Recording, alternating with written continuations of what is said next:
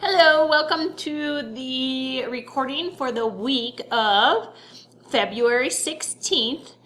And please remember you do need to be taking notes as you watch this recording, so please make sure that you've got your math notebook out at this time and you're ready to take good notes.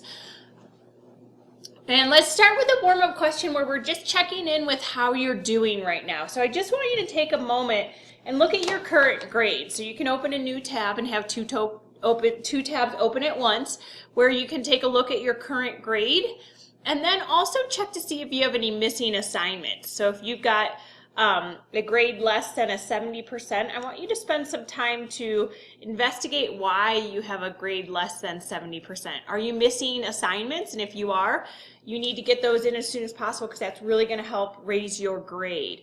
If you have low scoring assignments, make sure today that you're taking some time to click on the graded work and open that assignment up so you can see my feedback, and that will help get you going for a redo, as well as taking some time to go back and review the lessons in whatever session that you need to, and just have an idea of where you are and where you need to go and how you can get there.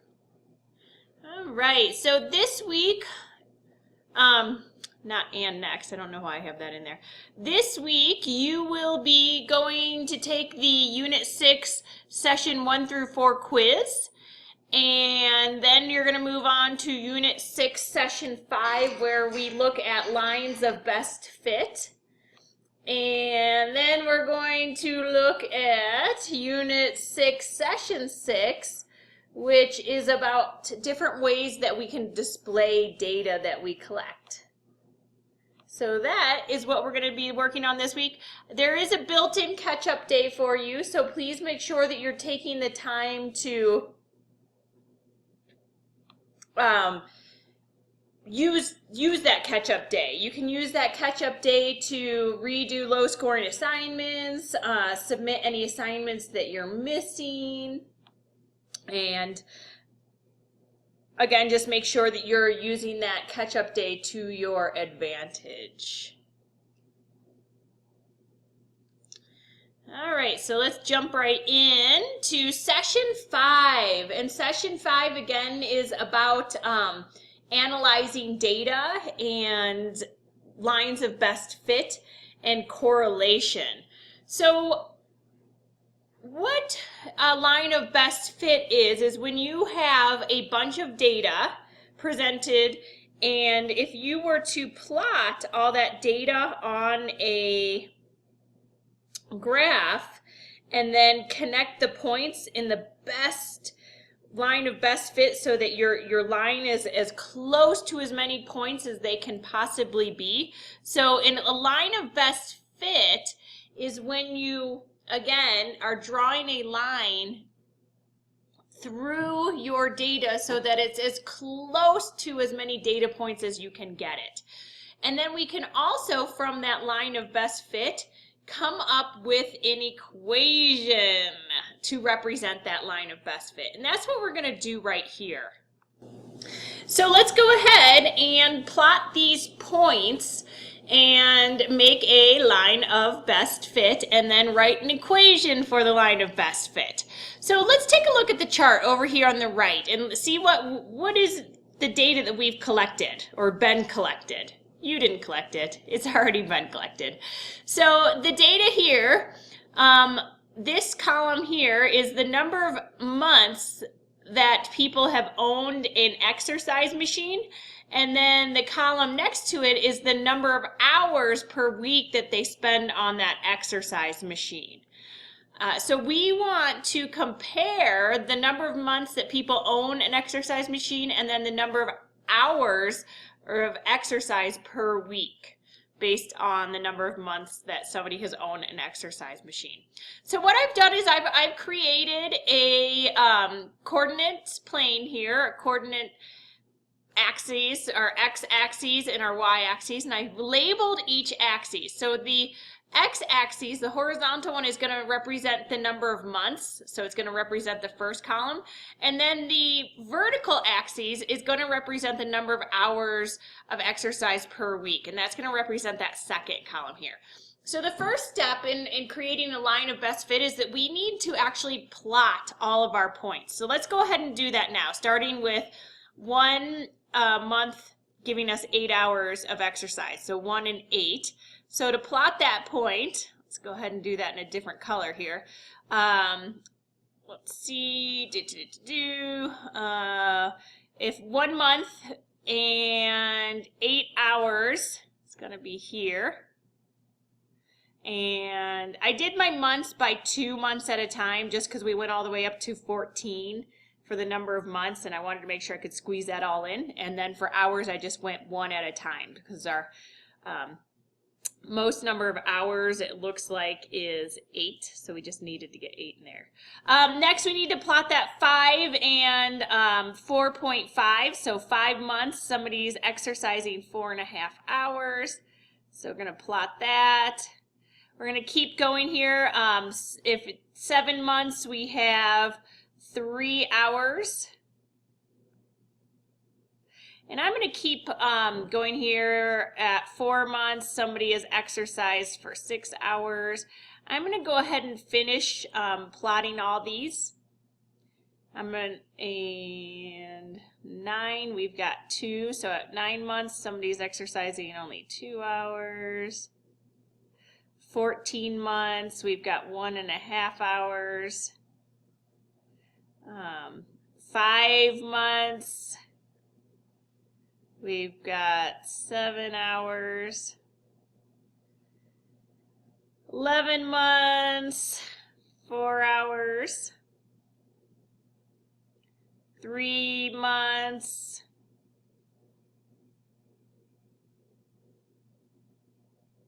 6.5.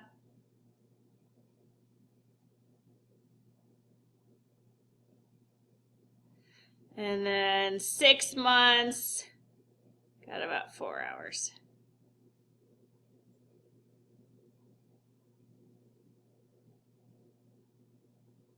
All right, so now we need to draw a line of best fit. So what we want to do is we want to get as close to as many of our data points as possible. So I'm going to do my best here to connect and get as close to as many data points as possible. And yours might look a little different, but here's my line of best fit. All right, so now to figure out the equation of the line of best fit, we're going to use some of our geometry or our algebra skills, where to find the equation for this line, we're going to pick 2 points that fall on that line. So we want to pick 2 points that fall on that line. So I'm going to do that right now. All right, so I want to pick 2 points that have exact coordinates. So it looks like at 2 months, somebody's exercised for 8 hours per week. So that's a definite coordinate, and that's a good one to use, is 2 and 8.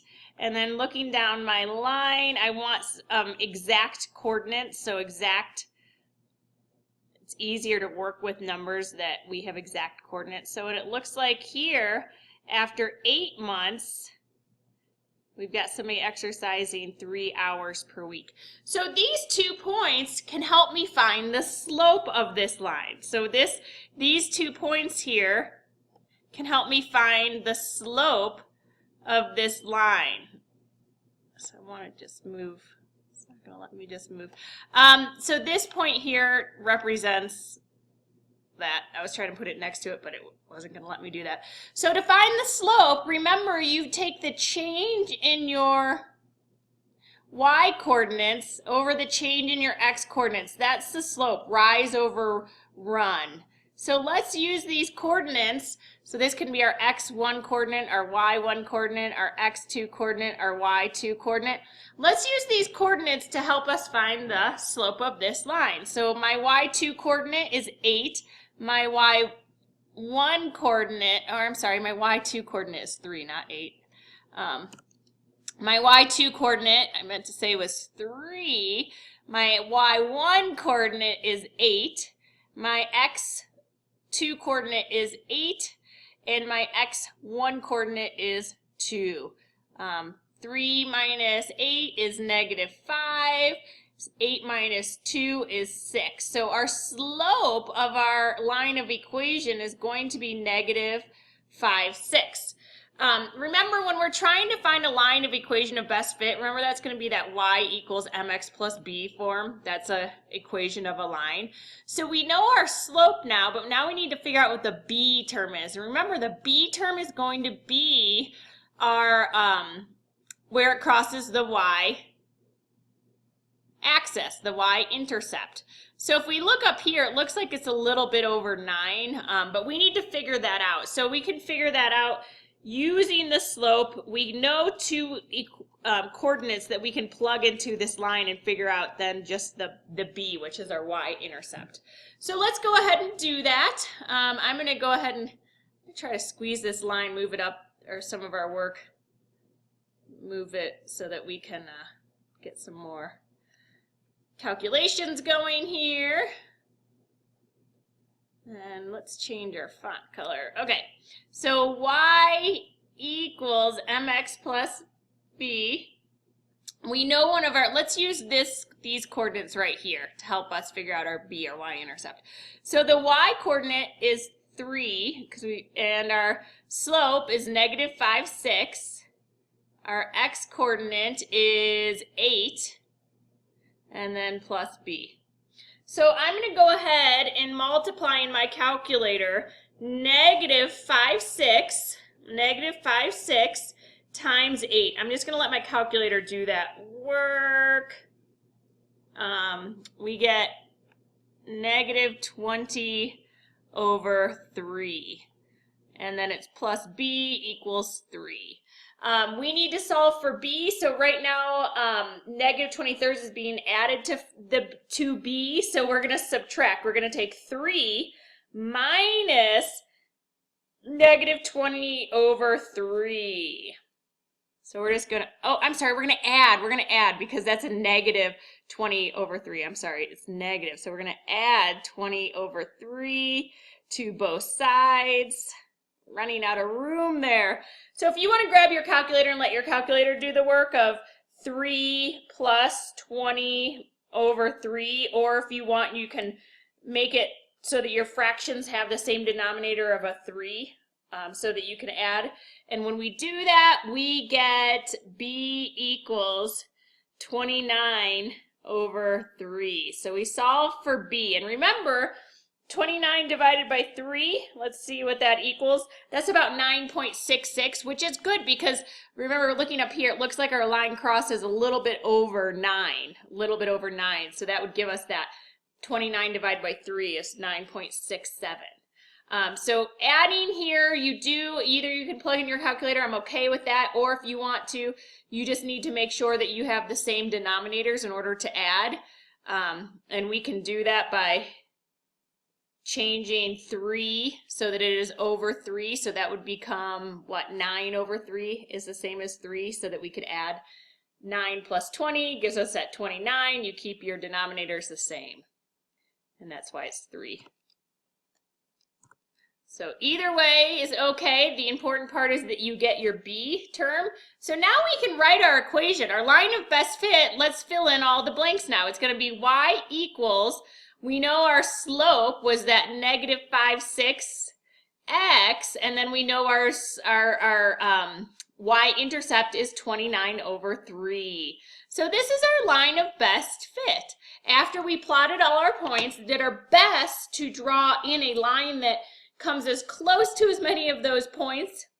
We picked 2 points on our line, and we used those 2 coordinates to help us find the slope. So we used our 2 coordinates here to help us find the slope of the line. That was our first step, or third step really.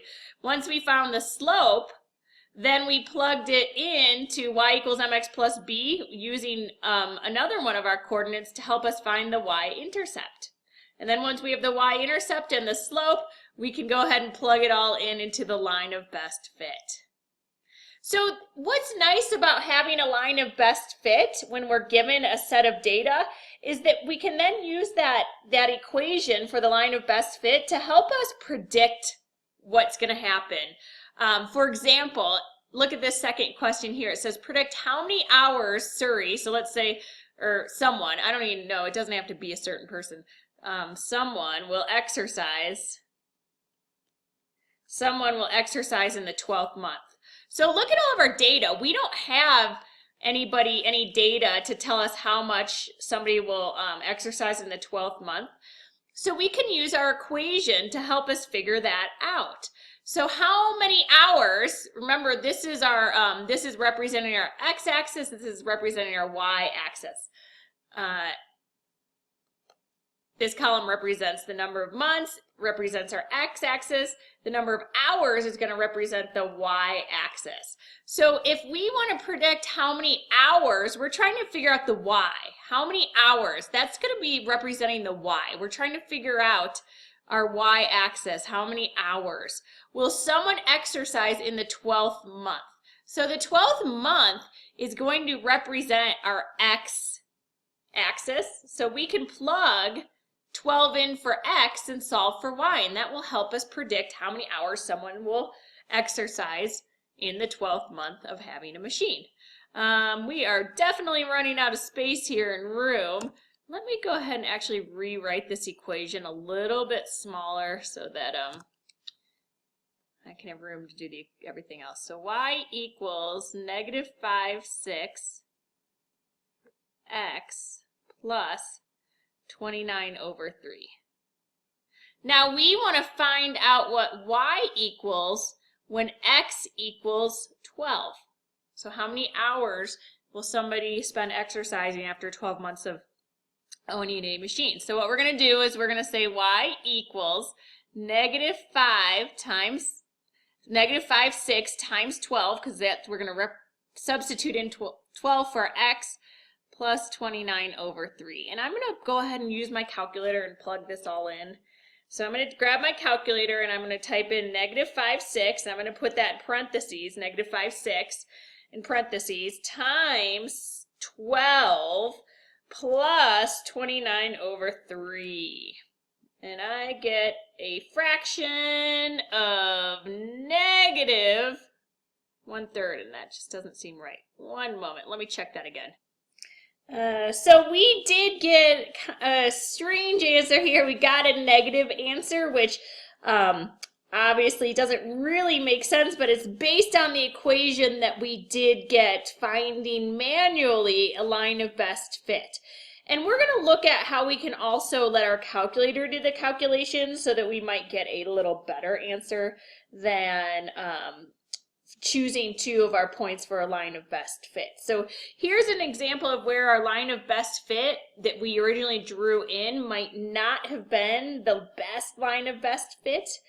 We might have been able to draw a better one to get us better results. But it is what it is, what we did for to get our line of best fit, and then predicting how many hours somebody will spend in the 12th month.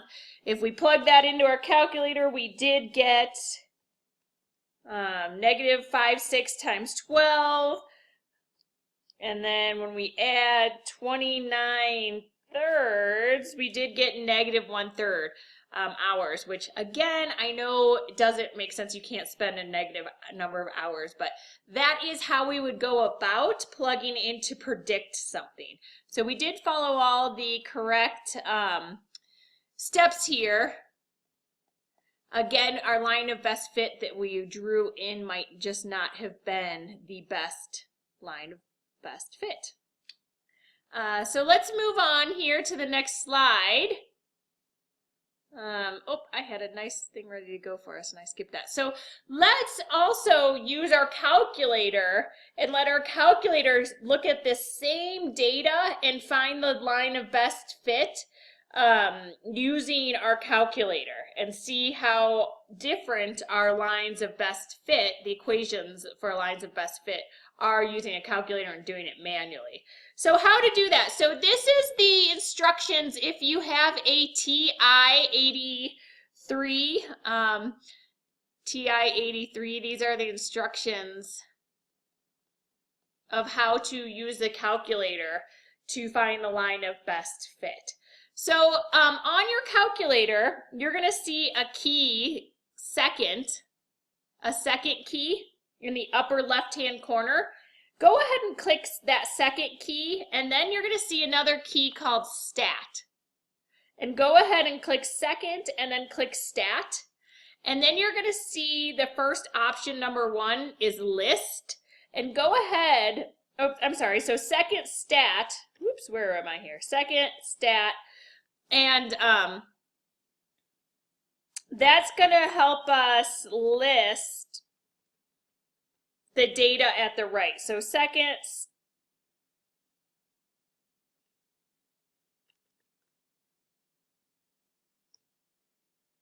and if you want, you can actually just click Stat. You don't need to click second Stat. It might be actually easier now that I'm looking at this, is just to click on Stat. Click on Stat. Don't worry about hitting click second. If you click on Stat and then go to Edit, so click on Stat and then click on that first option of Edit.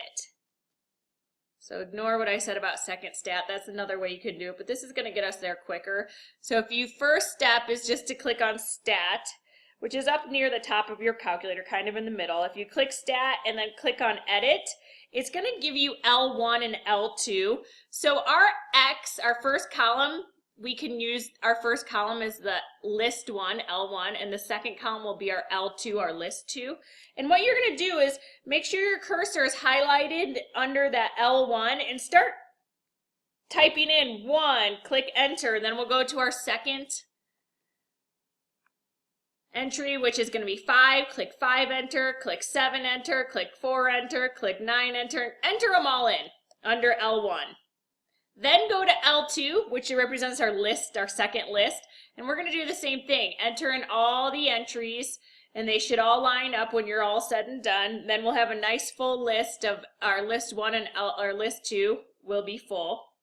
So to get to those lists, again, you're just going to click Stat, and then when you click Stat, you'll hit Enter, click on Enter, and then you can enter all these. So now let's let our calculator do the calculations for us. Let's let the calculator in step 2 find our line of best fit. So we're going to click on Stat again, and then you can see up near the top, it gives you the very, very top, you can highlight, scroll to the right and highlight Calc, because we're going to let it calc for us. So if you click on Stat, up at the very top, if you can scroll over using your arrow key and let it highlight Calc. Then, once it's highlighted on Calc, you're going to scroll down to where you see the fourth option where it says linear regression. We're going to do a linear equation regression. And go ahead and highlight on that and click Enter. So, and hit Enter again. You need to hit Enter twice. And it's going to give us a line of best fit. It's going to give us, it says in this form, y equals ax plus b. And then it lets us know that A is represented, I'm going to round to 2 decimal places, 0.48. Our B, which represents our y-intercept, is 7. We'll go 2 decimal places again, 76. And then our R, it gives you an R, and that's our correlation coefficient, and it lets us know how good of a fit this line is and how well it is matching all of our data points. Remember when we graphed all these points? How close does that line of best fit come to all of those points of data? The R will let us know how well this equation represents all that data. So if you have an R that is close to 1, the closer it is to 1, that means you have a really strong correlation, that line of best fit is pretty darn close to all those data points. If you have R equals 0, there's no correlation. That's not a good thing. It means that there's really no correlation. If you have a negative 1, that means you've got a strong negative correlation. And here, when my calculator is telling us that our R is negative point, I'm going to go 2 decimal places. So that means that we've got it's closer to negative 1, that we've got a strong negative correlation. So that means the more that you've owned your machine, the less likely you are to spend time on your exercise machine. which happens, right? Sometimes we get excited when we buy something new and we want to use it, and then we kind of get sick of, or we kind of lose that motivation to use something. So that could be why we've got that strong negative correlation. So here our equation would be y equals, our slope is negative 0.48x plus 7.76. And we can compare that to the line of equation that we've got on the previous slide when we did this manually. So close, but not exactly matching, and of course that's going to be true because when we're drawing in our line of best fit, that's you use your own judgment to do that. So that is how we draw in, how we plot all of our points and then find the equation of our line of best fit, and how we can also let the calculator find our line of best fit. And when it does that, it's also going to tell us how strong the correlation is of our line of best fit and how close it comes to all of our data points. So that's what the correlation coefficient tells us, is how close was our line of best fit to all of our data points. How close did it come? And again, we had our calculator told us our coefficient was negative 0.86, so that would tell us we have a pretty strong negative correlation. All right, section 6. Session 6 is all about different ways that you can display data. One way is using a double line graph, and that way we can see how two data is interacting with each other, or how there might be, is there any relation between the two sets of data. Seeing them on the same graph, we can really see, is there any causes and effects between our two datas. So look here, we've got data collected of visits to 2 music sites on the web, where the blue line represents the music choice. That's a website. And the other website that we're tracking is called Pop Parade, and that's going to be in red. So these are 2 different music sites. These are the music sites that people are visiting, and we're tracking how many visits to each website, music site, per day. So that's what we're doing here. So you can see on day 1, there's 40 people visited the Music Choice website, and 120 people, and this is actually in thousands, so this would actually be 40,000 people visited the Music Choice, and 120,000 people visited the Pop Parade music site. So we're just tracking the number of visits per each website on each day.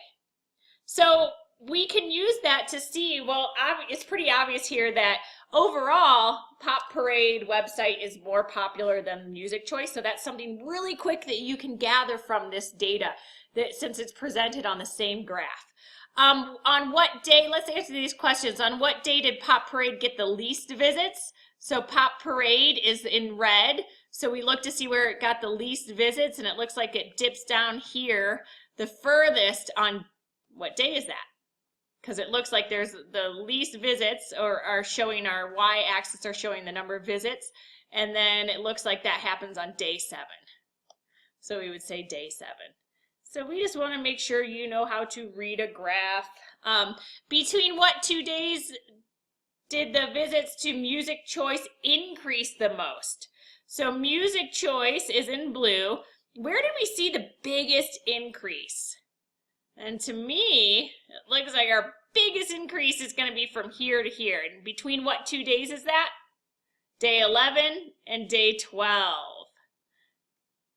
So you'll get to answer questions similar to this in session 6. Going on to the next question. What percent of, looking at another way to display data is a circle graph. Sometimes in earlier math you might have heard it called a pie chart. So here, let's use this circle graph. Is all about a community chorus, and in a chorus when people sing, you've got some people that are better at singing higher notes and lower notes. And here we've got the different number of people that are singing each type, what would I call that? Each type of voice? No. Different people that are representing different singers in the chorus. So here the question says, what percent of persons in the choir are altos? So I want to go over this type of question.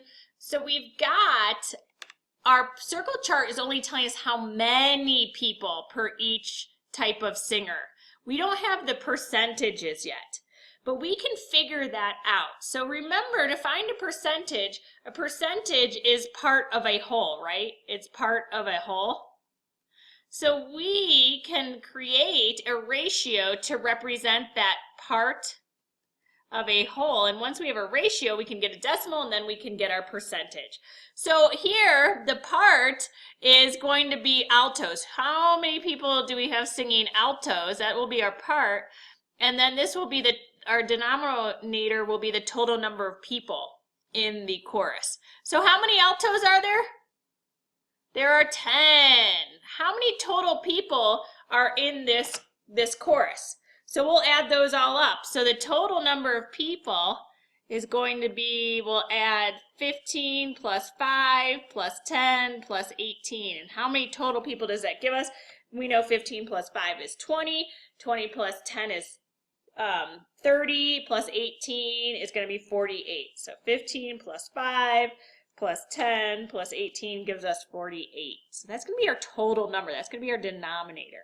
So now let's divide this. 10 divided by 48 gives me a decimal of I'm going to round to one decimal place, 0.21. And then remember, to go from a decimal to a percentage, we simply move our decimal 2 places to the right. We don't change any numbers. We just move it 2 places to the right, and that's where our new decimal is going to go on behind the number, and that's going to represent our percentage. Our percentage is going to be 21%. So I didn't change the number from my decimal to my percentage. I still have, it's 0.21 as a decimal, which gives us 21% as a percentage. All right. You will this week, we're running out of time, so I'm not going to go over how to create a frequency table and a histogram. There's plenty of slides and videos to help you do that. And that's it. So let's complete this recording with the week of February 16th key phrase assignment.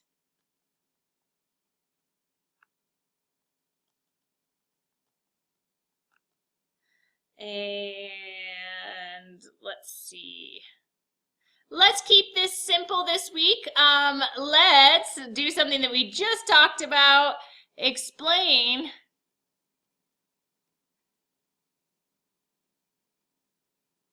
how to go from a ratio to a percentage. How do you go from a ratio to get to a percentage? So very general question there. How do you go from a ratio to a percentage? And that's your key phrase assignment for this week. Please make sure that you watch the entire recording. And if you have any questions this week as you're working, let me know. I'm here to help.